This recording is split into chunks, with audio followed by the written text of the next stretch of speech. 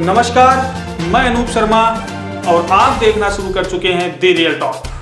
तो आज सबसे बड़ी खबर कि पूरे भारत देश में चुनावी बिगुल बज चुका है और लोकसभा चुनावों की डेट है उसको फिक्स कर दिया गया है। कल के दिन संपूर्ण भारत में आचार संहिता लगा दी गई है। जम्मू कश्मीर विधानसभा चुनाव की अभी घोषणा नहीं हुई है, उसके अलावा पूरे भारत में लोकसभा चुनाव की घोषणा कर दी गई है। 23 मई को मतगणना होगी, 3 जून तक नई सरकार बनेगी, 11 अप्रैल से 19 मई तक चलेगा मतदान पूरे भारत में। तो अपन आज बात करने वाले हैं राजस्थान की। ये तो अलग बात है कि किसकी सरकार बनेगी और किसकी गिरेगी, लेकिन अपन जो बात करने वाले हैं वो है राजस्थान। तो राजस्थान में जो चुनावों की डेट है वो है 29 अप्रैल से यहाँ चुनाव स्टार्ट होंगे और परिणाम आपको पता है ही कि 3 जून को नई सरकार बनकर सबके सामने उभरेगी।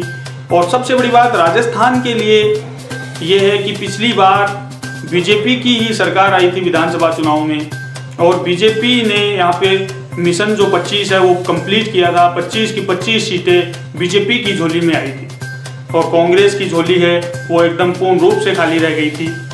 तो अब कांग्रेस के सामने सबसे बड़ी चुनौती ये होगी कि वो कितनी सीट यहाँ से निकालते हैं और बीजेपी के सामने सबसे बड़ी चुनौती ये है कि वो कितनी सीटें बचा पाते हैं। यहाँ पे थर्ड फ्रंट कोई है नहीं, यहाँ पे सीधा मुकाबला है बीजेपी और कांग्रेस के बीच।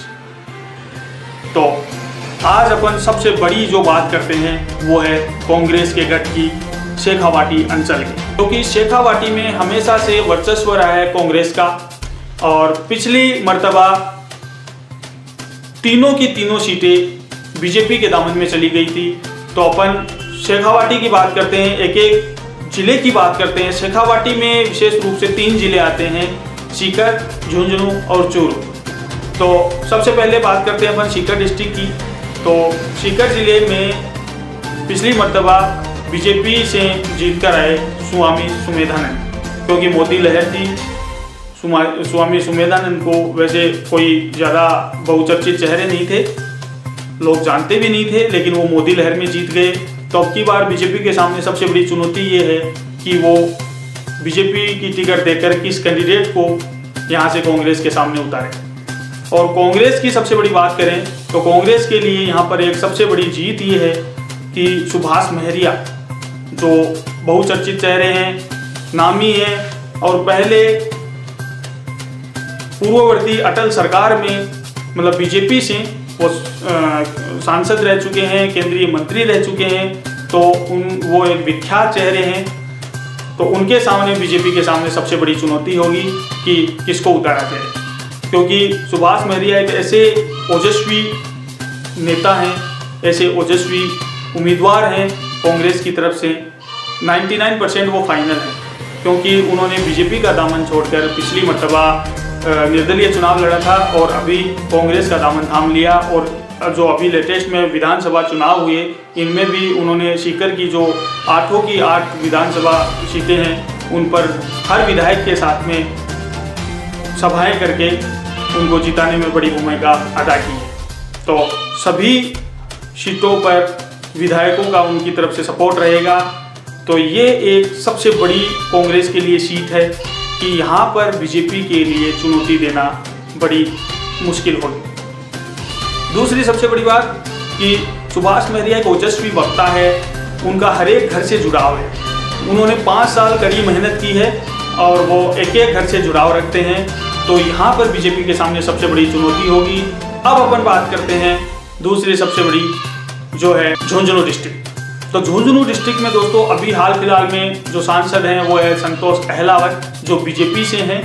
लेकिन सबसे बड़ी चीज़ हम आपको बताना चाहेंगे कि झुंझुनू का भी इतिहास यही कहता है कि यहाँ पे कांग्रेस का वर्चस्व रहा है। शीशराम ओला जिनका नाम आपने सुना ही होगा, जो केंद्रीय मंत्री भी रह चुके हैं, काफ़ी बार सांसद रहे हैं और उन्हीं का नाम यहाँ पे चलता था सांसद में। लेकिन उनके एक्सपायर होने के बाद यहाँ पे अब की बार चुनाव लड़ा उनकी पुत्रवधू राजबाला ने, जो कांग्रेस की टिकट लेकर वो आए थे और उनके सामने थे संतोष अहलावत बीजेपी की टिकट पे। थर्ड फ्रंट पे निर्दलीय उम्मीदवार थे राजकुमार शर्मा, डॉक्टर राजकुमार शर्मा, जो अभी नवलगढ़ से विधायक हैं। उन्होंने बागी के रूप में, क्योंकि उनको पिछली मर्तबा कांग्रेस ने टिकट नहीं दी थी, इसलिए उन्होंने बागी होकर वहां से लोकसभा का चुनाव लड़ा और ये झुंझुनू की सीट है वो बीजेपी के दामन में चली गई थी। संतोष अहलावत वहां से जीत कर आई। तो अब की बार सबसे बड़ी चीज ये है बीजेपी के सामने कि किसको उम्मीदवार बनाया जाए। सांसद संतोष अहलावत हैं, वो भी मोदी लहर में जीत कर आई हैं।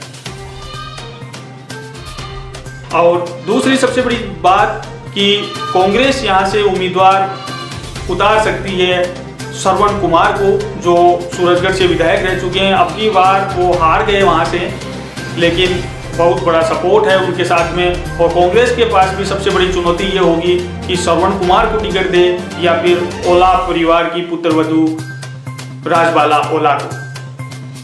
और अब अपन बात करते हैं चूरू डिस्ट्रिक्ट। तो चूरू डिस्ट्रिक्ट में अभी जो हाल फिलहाल सांसद हैं उनका नाम है राहुल कस्वा, जो पिछली मर्तबा बीजेपी से जीत कर आए थे।